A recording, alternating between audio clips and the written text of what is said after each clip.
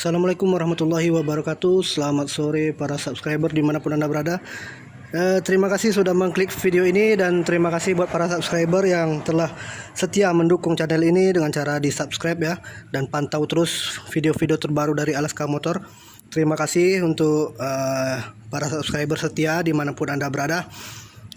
Dengan cara kalian subscribe itu memberikan tenaga yang baru, memberikan semangat yang baru untuk aku untuk membuat konten-konten yang bermanfaat seputaran dunia otomotif ya. Terima kasih sekali lagi. Untuk video kali ini aku akan berbagi tentang bagaimana cara kita merakit daripada puli belakang ya di Yamaha Xeon GT. Ya, ini sebelumnya permasalahannya ada di bagian kampas ganda. Ini kampas ganda sudah tipis dan pernah diakali juga oleh bengkel sebelumnya ya, dengan cara dibuat coak seperti ini ya. Waktu itu habis, kemudian diakali ya kampasnya dengan cara seperti ini.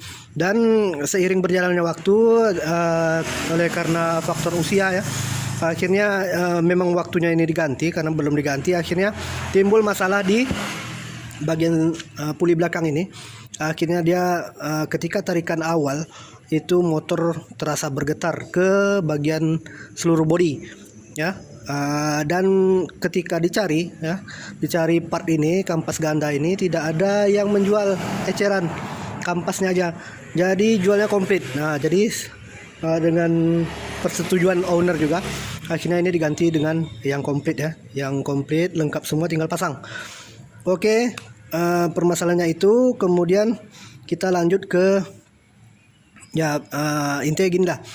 Permasalahan dari kampas ganda ini biasanya di tarikan awal itu bergetar, kemudian di bagian mesin itu RPM tinggi, di putaran ronda agak sedikit lambat ya, artinya tidak sinkron antara putaran mesin dan putaran roda.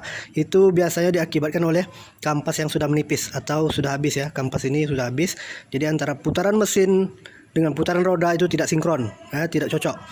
Putaran mesin lebih laju, lebih kencang, putaran roda sedikit lambat ya, jadi mesin sedikit meraung seperti itu. Kemudian lanjut di permasalahan di bagian kedua, yaitu bagian karet ini ya. Karet ini biasanya kalau dia terlalu terlalu menjepit seperti ini ya, terlalu ketat, itu permasalahannya ada di bagian ketika kita menarik gas itu sedikit menahan, kemudian kita larinya menahan ya, tenaganya nahan, kemudian tiba-tiba dia sedikit mendorong gitu ya. Jadi permasalahan seperti itu diakibatkan oleh karet ini yang terlalu kencang ya, atau di bagian tutup rumah ruler ya, yang ada karet yang 3 seperti U itu, letter U. Kadang permasalahannya ada di situ ya, jadi sehingga dia ketika ditarik gas sedikit menahan, tiba-tiba dia langsung melepas gitu tanpa kita menambah bukaan gas ya. Permasalahannya ada di bagian karet seperti ini, ataupun di bagian rumah ruler, biasanya seperti itu. Oke, untuk permasalahan yang ketiga itu ada permasalahan yang seperti ini. Ini belting atau fan belt, kan posisinya seperti ini. Posisinya seperti ini, kadang tiba-tiba dia fan belt itu berubah seperti ini posisinya. Dan ketika di posisi seperti ini, itu fan belt dijepit oleh puli bagian belakang ini ya, dijepit oleh pegas ini. Akhirnya di sini nahan, mesin menarik, akhirnya fan belt putus ya. Kalau masalah seperti itu biasanya diakibatkan oleh bagian puli ini yang sudah baling atau tidak senter. Jadi ketika membuka itu si fan belt itu melincir seperti ini ya, kemudian ditahan oleh pegas yang ada di dalam puli ini ya, ditahan oleh roda, kemudian ditarik oleh mesin, akhirnya fan belt putus. Kalau kejadian seperti itu biasanya diakibatkan oleh puli ini yang sudah baling atau tidak senter ya. Jadi kalau ketemu kasus seperti itu, silahkan cek di bagian puli ini ya. Kemudian selanjutnya ketika jalan ya, gas stabil itu kadang seperti ngayun, larinya seperti itu ya. Itu biasanya disebabkan oleh bagian mangkok yang sudah tidak rata seperti ini ya, bisa dilihat secara kasat mata. Ini makannya tidak rata ya. Nah, bagian sini kena semua bagian sini kena semua, tapi bagian sini ada yang tidak kena. Artinya ini mangkok sudah tidak senter lagi atau baling, jadi mengakibatkan jalannya itu seperti tarik ulur ya, seperti itu, terasa di bagian tarikan mesin itu ya, seperti itu, tanpa menambah bukaan gas ya. Oke, sekilas permasalahan yang ada di bagian puli belakang. Kita lanjut kepada cara perakitan ya. Ini seperti ini, kemudian karet ini ya, posisinya di sini. Karet ini posisinya di sini, kita pasang, ada 3 buah ya. Bagian yang rata seperti ini kan sedikit ke dalam nih. Nah, ini sedikit keluar, yang keluar itu di bagian bawah ya, bagian dalam, bagian atas. Oke, ada 3 buah, kita pasang 3 buah karet ini.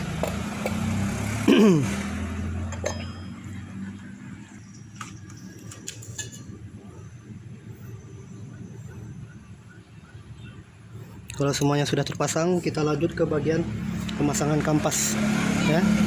Ini perhatian posisinya seperti ini ya. Ini adalah dudukan dari per pegas ya. Ini bagian karet ya, yang bagian karet ini di bawah. Paskan posisinya ya, pasang seperti ini.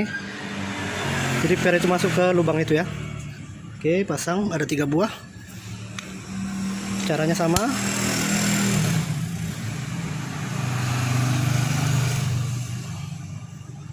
Oke, pasang seperti ini.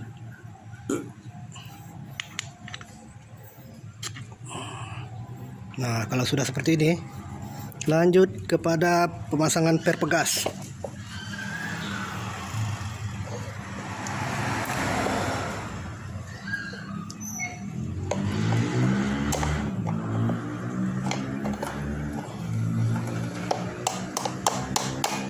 Oke, seperti itu cara pemasangannya. Tarik pakai tang ataupun pakai obeng, yang mana enak aja lah. Ada 3 buah, pasang 3-3-nya.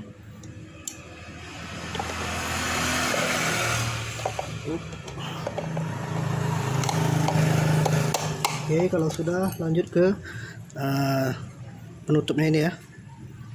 Ini perhatikan seperti ini posisinya ya. Yang bagian tajam ini berada di atas, bagian yang halus berada di bawah. Oke.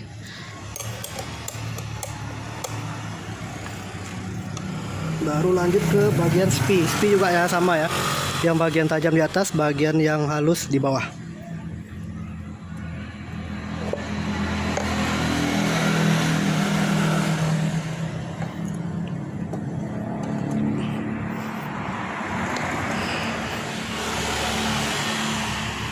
Oke, ini sama ya, cara pemasangannya seperti itu juga.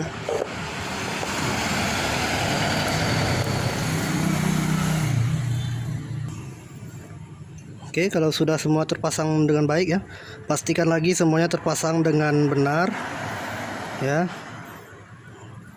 Diperiksa lagi. Oke, semua sudah oke. Kita lanjut kepada bagian puli ya. Ini jangan lupa dilumasi dengan apa namanya, minyak gomok ya, atau apa namanya tuh, stempet, minyak gomok ya, pelumas lah intinya ya. Per seperti ini ya, per di bagian puli posisinya seperti ini. Nah, yang kampas ini seperti ini ya, jangan lupa coakannya seperti ini, ada di bagian yang ada coakan lurus seperti ini ya. Jadi posisinya seperti ini nanti. Oke, seperti ini ya. Kalau tidak pas dia tidak akan masuk.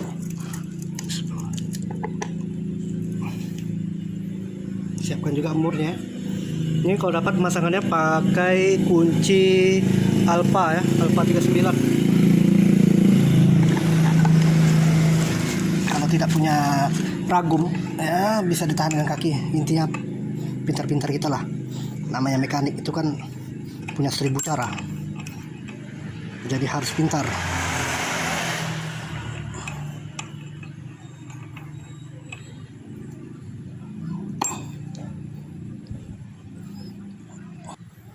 Kalau sudah terpasang murnya, pastikan terkunci dengan kuat ya. Gunakan kunci Alpha 39. Kalau punya ya, kalau tak punya ya bisa dipahat seperti ini. Yang penting terkunci dengan kuat. Oke.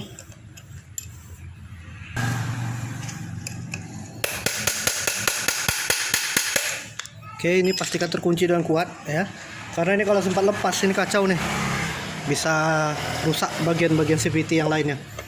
Ya. Kalau udah seperti ini, kalian tinggal pasang ke bagian as ya, yang bagian di gerbok, tinggal pasang seperti ini, sap. Tinggal pasang mangkoknya. Seperti ini, sap. Oke, udah tinggal pasang mur. Selesai.